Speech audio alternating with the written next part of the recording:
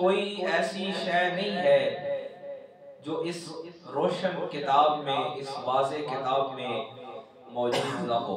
بے شک، سبحان اللہ۔ اب یہ پڑھنے والے پر ہے، اس کی بصیرت و بصارت پر ہے، اس کی صلاحیت پر ہے، اس کی علمی استعداد پر ہے، اور اس کی توجہ اور اس کے اس دھیان پر منحصر ہے کہ وہ اس اللہ کے کلام سے کیا حاصل کر سکتا ہے۔ حاضرین مکرم، گزشتہ جمعۃ المبارک پر بھی جو آیات ہم نے پڑھی، توحید باری الہ قرآن مجید کا ایک عام ترین سبق ہے، اور اللہ کے کلام کا آپ دیکھیے کہ منفرد انداز یہ ہے کہ اس کا موضوع متنوع ہے۔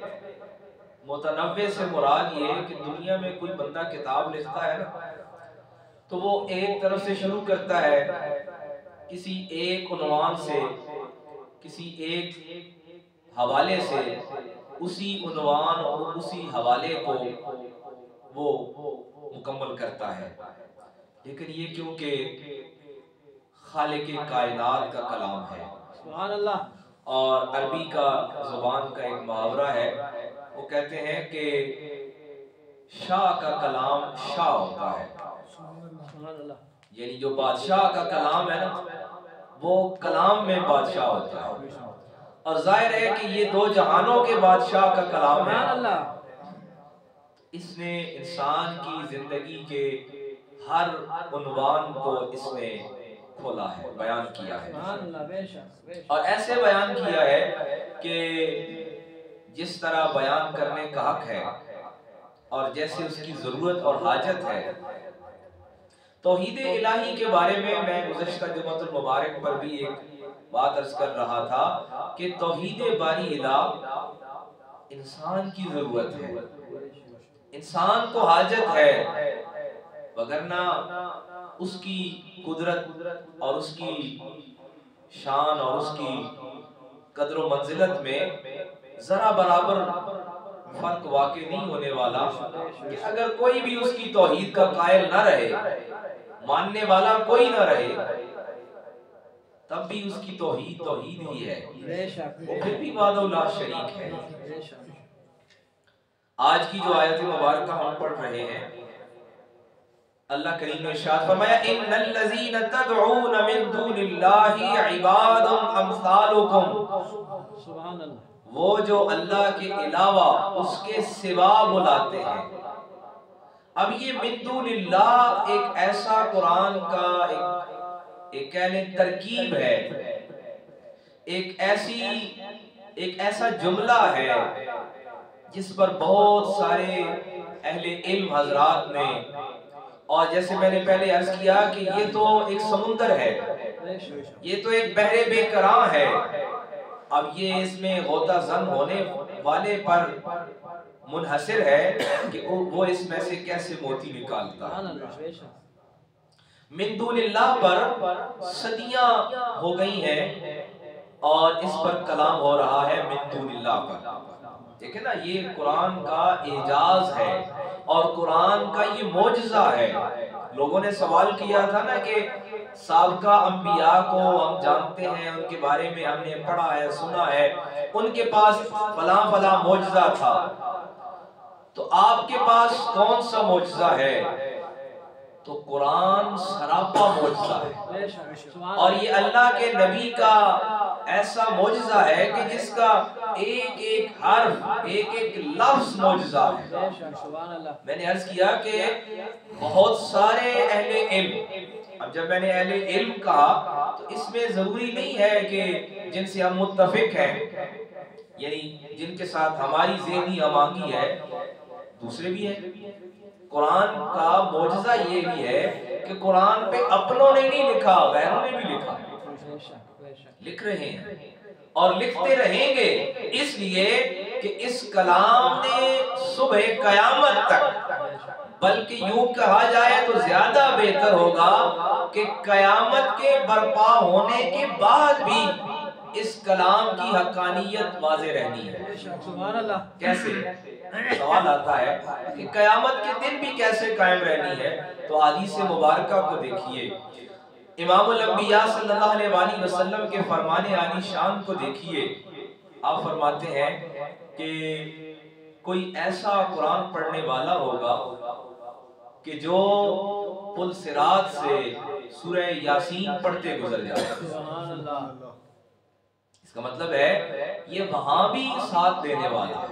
اور جیسے ایک حدیث مبارکہ میں ہے کہ سورہ ملک، تبارک الذی بیدہ الملک، یہ پڑھا کرو، یہ قبر میں اور حشر میں ایک مجسم صورت میں پڑھنے والے کے ساتھ ہو۔ سبحان اللہ۔ یعنی ایک وجود کی صورت میں پڑھنے والے کے ساتھ ہو۔ تو یہ کلام ایسا تابندہ کلام ہے، ایک ایسا ہمیشہ دائمی کلام ہے کہ جو اپنی تازگی پر، یہ ایسا تازہ کلام ہے کہ جیسے پڑھنے والا محسوس کرتا ہے کہ یہ ابھی اترا ہے۔ دنیا میں بہت ساری کتابیں لکھی گئیں اور لکھنے والوں نے اسے خوبصورت انداز سے لکھا، اپنی محنت سے لکھا، لیکن ظاہر ہے مخلوق کا لکھا ہوا ہے، وہ عاجز ہے، مخلوق عاجز ہے، تو مخلوق کا کلام بھی عاجز ہے۔ اب زبانوں کی بات دیکھیے، قرآن عربی میں ہے اور عربی ایسی تازہ زبان ہے، یہ ایک اور بات نکل جائے گی، دنیا میں بے شمار زبانیں ختم ہو چکی ہیں، بے شمار زبانیں ختم ہو چکی ہیں، اب ان کا پڑھنے والا، سننے والا، بولنے والا کوئی نہیں رہا، ان کو دیکھ کے کوئی نہیں سمجھ سکتا کہ یہ کون سی زبان ہے، لیکن غالباً ہزاروں سال گزر چکے ہیں، سینکڑوں نہیں ہزاروں سال گزر چکے ہیں، یہ زبان آج بھی تازہ ہے۔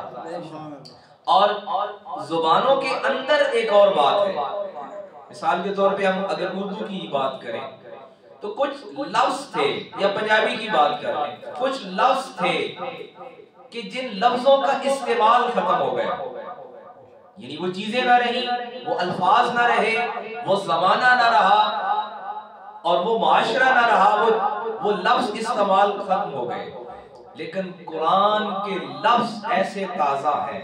اللہ اکبر، اس کی تازگی دیکھیے اور اس کا دائمی ہونا دیکھیے، اس کا ہمیشہ زندہ رہنا دیکھیے کہ جو لفظ قرآن میں آئے نا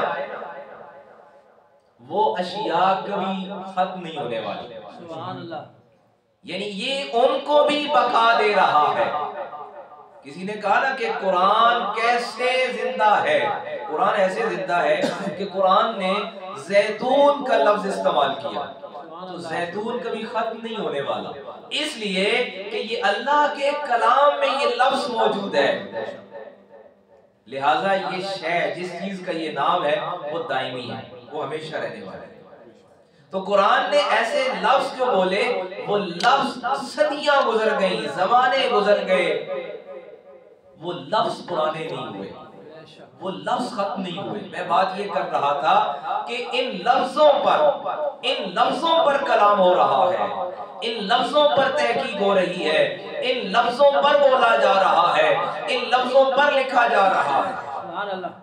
آج کی جو آیت مبارکہ ہم پڑھ رہے ہیں، ایک لفظ آیا من دون اللہ، اس صرف اگر من دون اللہ کو ہم دیکھیں نا تو میں نے عرض کیا کہ اپنوں نے بھی لکھا، غیروں نے بھی لکھا اور بے شمار لکھا، دنیا کی بے شمار زبانوں میں صرف اس من دون اللہ قرآن کے اس لفظ پر لکھا گیا۔ آپ اس کے مضامین کو چھوڑ دیجئے، آپ اس کے جو بڑے سبق ہیں ان کو چھوڑ دیجئے، ایک لفظ دیکھیے اور قرآن کی وہ ایک آپ یوں کہیں کہ اس کے ایک اعزاز کی بات کریں، قرآن کی فضیلت کی بات کریں، تو لوگوں نے من دون اللہ کے ترجمے کیے، من دون اللہ کی تشریح کی، اس پر کتابیں لکھی، اردو میں لکھی، فارسی میں لکھی، عربی میں لکھی، دنیا کی مختلف زبانوں میں لکھی۔ یہ من دون اللہ کیا ہے؟ من دون اللہ کا لفظی معنی ہے اللہ کے سوا، لفظی معنی آسان طریقے اگر ہم معنی لیں من دون اللہ، اب اس من دون اللہ کو مختلف ذہنوں کے مختلف خیالوں اور سوچوں کے لوگوں نے اپنے اپنے ذہن کے مطابق اس کی تشریح کی۔ کسی نے کہا کہ یہ جو ہے نا یہ بتوں کے لیے ہے، کسی نے کہا نہیں نہیں یہ بندوں کے لیے ہے، کسی نے کہا کہ نہیں یہ اشیاء کے لیے ہے۔ اب اللہ کے سوا کون ہے؟ اللہ اکبر۔ اب جو اس پر اولیاء اللہ نے کلام کیا، ظاہر ہے کہ وہ جن کی علم، جن کی معرفت حقیقی ہے، جن کا علم حقیقی ہے، جس کو قرآن نے کہا نا کہ والراسخون فی العلم، جن کا علم پختہ ہو گیا ہے، انہوں نے کیا کیا؟ انہوں نے بھی اس من دون اللہ پر کلام کیا اور من دون اللہ کی تشریح کی کہ یہ من دون اللہ کیا ہے، اللہ کے سوا کون ہے۔ اب اس پر ایک بڑی بات ہے ہمارے سوریات یہاں اس پر کہ اللہ کے سوا وہ ہے جو اس کے مد مقابل ہے۔ ویسے تو کائنات کی ہر شے اس کی ہی تخلیق ہے اور اس معنی میں ہر شے اسی کی ہے۔ جنت بھی اس کی ہے، دوزخ بھی اس کی ہے، زمین بھی اس کی ہے، آسمان بھی اس کا ہے، ظاہر بھی اس کا ہے، باطن بھی اس کا ہے، مسلمان بھی اس کا ہے، کافر بھی اس کا ہے، سب اسی کے ہیں۔ من دون اللہ کیا ہے؟ تو میرے حضور سیدی و سندی حضور اعلیٰ گولڈوی سیدنا پیر میں علی شاہ رحمۃ اللہ علیہ نے اس پر جو کلام کیا، آپ نے لکھا کہ من دون اللہ وہ ہے جس نے خود اپنے آپ کو اللہ کے مقابل لانے کی کوشش کی۔ وہ کبھی فرعون کی صورت میں ہے، کبھی وہ نمرود کی صورت میں ہے، کبھی وہ ابو جہل کی صورت میں ہے، کبھی وہ ابو لہب کی صورت میں ہے، کبھی یزید کی صورت میں ہے، اس کی صورتیں بدلی ہیں لیکن وہ من دون اللہ ہے۔ اب اگر انہی لفظوں کو، جو چند لفظ میں نے بولے، اگر انہی کو دیکھا جائے کہ فرعون کون تھا، نمرود کون تھا، یہ کون تھے، انہوں نے کیا کیا ہے، من دون اللہ اللہ کے سوا کون ہے اور اللہ والا کون ہے۔ سبحان اللہ۔ ایک تو من دون اللہ ہو گیا جو اللہ کے سوا ہے۔ اچھا بھئی ویسے تو سب اسی کے پیدا کرتا ہے، تو پھر اللہ والا کون ہے؟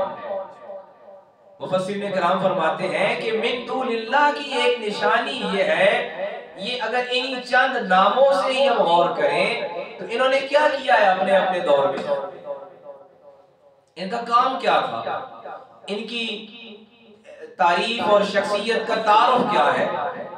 تو جہاں سے بھی پڑھیں گے، جس جگہ سے پڑھیں گے، ایک جواب مشترک ملے گا۔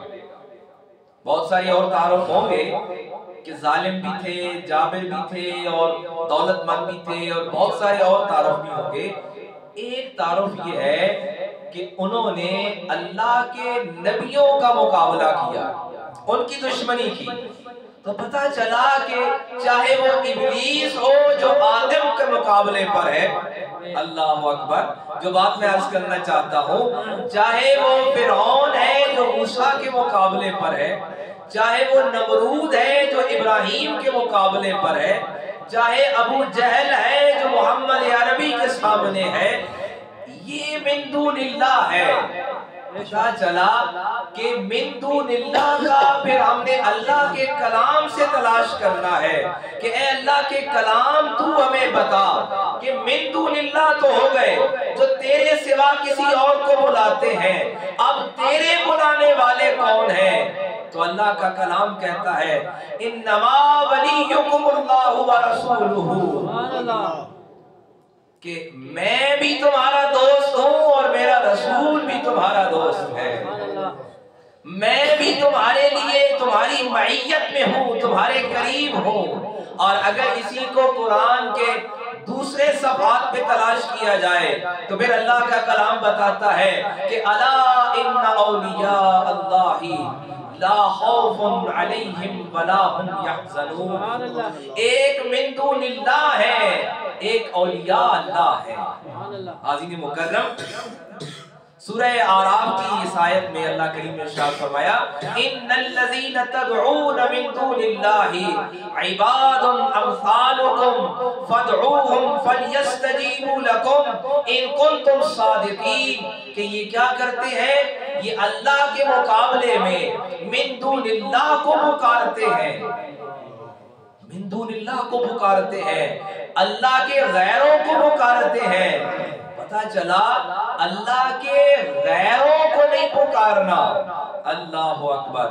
اب اللہ کے کلام سے ہی ہم دیکھتے ہیں کہ جب اللہ کے غیروں کو نہیں بلانا تو پھر بلانا کس کو ہے؟ یہ تو پتہ چل گیا کہ جو اللہ کے غیر ہیں ان کو نہیں بلانا، پھر بلانا کس کو ہے؟ اب اللہ کا کلام ہی رہنمائی کرتا ہے، آگاہی دیتا ہے کہ بندے غور کر۔ جب پیغمبر خدا حضرت موسیٰ کلیم اللہ کو بادشاہ کے دربار میں جانے کا حکم ہوا کہ وہاں حکم الہی پہنچانا ہے، تو حضرت موسیٰ نے سوال کیا کہ باری الہ میں کیسے جاؤں گا؟ آپ نے یہ دعا پڑھ سنی ہوگی، قال رب اشرح لی صدری ویسر لی امری واحلل عقدۃ من لسانی یفقهوا قولی واجعل لی وزیرا من اہلی۔ اللہ اکبر۔ حضرت موسیٰ حکم الہی سے، پیغمبر جو ہے اپنی مرضی سے کچھ نہیں کرتا، وہاں اپنی خواہش نہیں ہوتی، نفس کی پیروی نہیں ہوتی۔ اللہ کا نبی جو ہے وہ اپنا ہر عمل حکم الہی سے سر انجام دیتا ہے۔ حکم الہی ہے کہ بادشاہ وقت کے دربار میں جا کر توحید کا سبق سنانا ہے۔ اب اللہ کے نبی سوال کرتے ہیں کہ باری اللہ میں نے کیسے جانا ہے؟ تو ظاہر ہے کہ یہ بھی اللہ کی طرف سے ہی سکھایا جاتا ہے کہ اللہ کی مدد کے لیے دعا مانگو۔ اب اللہ سے مانگنا کیسے ہے؟ مانگنا بھی اللہ سے ہی ہے، اور اللہ کے سوا کسی اور سے نہیں مانگنا، غیر سے نہیں مانگنا۔ تو مانگنا کیسے ہے؟ قال رب اشرح لی صدری ویسر لی امری۔ حضرت موسیٰ کو دعا سکھائی گئی۔ دعا سکھائی کس نے؟ خود اللہ نے سکھائی۔ اللہ اکبر۔ قربان جائیے، وہ اپنوں کو خود سکھاتا ہے۔ اسی لیے کہا جاتا ہے نا کہ جب بندے کو توفیق توبہ مل جاتی ہے تو توفیق توبہ ہی دراصل قبولیت ہے۔ جیسے کسی صحابی نے سوال کیا، یا رسول اللہ مجھے دنیا میں کیسے پتا چلے کہ میری پڑھی ہوئی نماز قبول ہو گئی ہے؟ ایک سادہ سی بات جس سے ہم بات کو سمجھتے ہیں۔ صحابی نے سوال کیا، یا رسول اللہ مجھے کیسے پتا چلے کہ میری نماز قبول ہو گئی ہے؟ قربان جائیے، کریم آقا کا کیسا ہی منفرد جواب ہے۔ آقا کریم صلی اللہ علیہ وآلہ وسلم نے ارشاد فرمایا، جب تمہیں اگلی نماز کی توفیق مل جائے، سادہ سا معنی ہے کہ وہ نماز قبول ہو گئی ہے، یعنی جھکنے کی، اللہ کی بارگاہ میں جھکنے کی توفیق ملنا ہی قبولیت ہے کہ بندہ قبول ہو گیا ہے، اب معاملہ اس کے سپرد ہو گیا ہے۔ میں یہ عرض کر رہا ہوں کہ دعا حضرت موسیٰ مانگ رہے ہیں، اور ظاہر ہے کہ اللہ کے نبی کا کلام عام بندے کا کلام نہیں ہے، پیغمبر کا کلام عام بندے کا کلام نہیں ہے، ان کا کلام تو صرف وہ ہے جو رب سکھاتا ہے۔ تو رب نے خود ہی دعا سکھائی، اور خود دعا کیا سکھائی؟ قال رب اشرح لی صدری ویسر لی امری واحلل عقدۃ من لسانی یفقهوا قولی واجعل لی وزیرا من اہلی۔ اس جملے پہ میں لانا چاہ رہا تھا کہ حضرت موسیٰ کو دعا سکھائی گئی رب کی طرف سے۔ اب سورہ اعراف کی آیت میں ہم نے یہ سبق لیا کہ رب فرماتے ہیں میرے سوا کسی کو مت بلانا، اللہ کے غیر کو مت بلانا۔ اللہ کے غیر کو نہیں بلائیں گے تو اے باری الہ پھر دعا تو سکھا کہ ہم کس کو بلائیں گے؟ اب ظاہر ہے کہ وہ دعا جو پیغمبر خدا کو سکھائی گئی، جو اللہ کے برگزیدہ محبوب و مکرم نبی کو سکھائی گئی، وہ اللہ نے خود سکھائی، اور اس میں کیا سکھایا کہ وَجَعَلْ لِي وَزِيرًا مِّنْ أَهْلِي، کہ جب بادشاہ کے دربار میں جا رہے ہو تو اللہ سے کیا کرو؟ مدد میں مددگار مانگو۔ جو حضرات یہ کہتے ہیں نا کہ یہ جو ہم کہتے ہیں یا رسول اللہ انظر حالنا، یہ جو ہم کہتے ہیں یا غوث اعظم دستگیر، یہ جو ہم کہتے ہیں یا علی مدد، ہم غیر کو نہیں بلاتے. ہاں اللہ کے کلام نے، آخری کلام نے، میں نے پہلے عرض کیا کہ یہ کلام ایسا تابندہ کلام ہے کہ جس کا لفظ قیامت کی صبح تک روشن رہنے والا ہے. وہ لفظ بھی دنیا سے ختم نہیں ہونے والا جو اللہ کے کلام میں آ گیا ہے. اس لیے کہ اس کلام نے قیامت کی صبح تک نہیں، قیامت کے برپا ہونے تک روشن رہنا ہے. لہذا اب دیکھیے، غیر اللہ کو نہیں بلانا، غیر اللہ کو نہیں بلائیں گے. بلانا کس کو ہے؟ اب اللہ کے نبی کو جو دعا سکھائی گئی اور جو قرآن نے محفوظ کی، فرمایا وَجَعَلْنِي وَزِيرًا مِّنْ أَهْلِي. اب اللہ کے نبی کو دیکھیے، کوئی عام بشر نہیں ہے، کوئی عام انسان نہیں ہے، اللہ کا نبی ہے. اور نبی بھی وہ ہے جو کلیم اللہ ہے، اور کلیم اللہ کو رب فرماتا ہے کہ میری بارگاہ سے مانگنے کے لیے کیا کرو؟ دعا یہ مانگو وَجَعَلْنِي وَزِيرًا مِّنْ أَهْلِي، کہ اے میرے پروردگار میرے گھر سے میرا مددگار مجھے دے. اللہ اکبر. بات سمجھے آپ؟ ہم نے غیر اللہ سے نہیں مانگنا ہے، اور غیر اللہ سے مانگنا شرک ہے. غیر اللہ سے نہیں مانگیں گے، پھر مانگیں گے کس سے؟ اللہ سے مانگیں گے، اور اللہ سے مدد میں مددگار مانگیں گے. کیونکہ اللہ نے اپنے نبی کو یہ دعا سکھائی ہے کہ اے میرے نبی، جب تو نے دنیا میں، اچھا یہ مدد مانگنا جو ہے نا، اس کو کہتے ہیں اعانت و استعانت. اس پہ میرے حضور سیدی نصیر ملت نے پوری کتاب لکھی کہ یہ مسئلہ یہ ہے کہ ہم نے یہ سمجھ لیا کہ روٹی نہ ملے تو مدد مانگنی ہے. ہم نے یہ سمجھ لیا کہ ہمیں پینے کے لیے پانی نہیں ملا تو ہم نے مدد مانگنی ہے. یہ مدد تھی دراصل توحید الہی کے لیے، جس کے لیے اللہ نے اپنے نبی کو سکھایا. وہ